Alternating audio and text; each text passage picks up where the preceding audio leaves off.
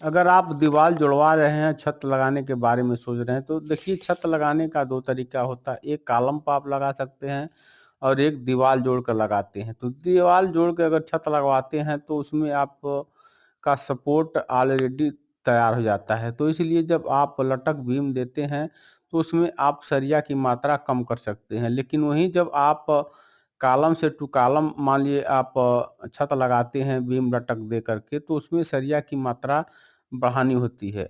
और वहीं मान लीजिए आप दीवार जोड़ करके आप छत लगवाते हैं तो उसमें आप सरिया कम डाल सकते हैं। जैसे कि मान के चलिए आपका 12 फीट का कमरा है, तो 12 फीट 15 फीट का कमरा है, तो मान लीजिए इसमें आपको 16 एमएम का सरिया डालना पड़ेगा।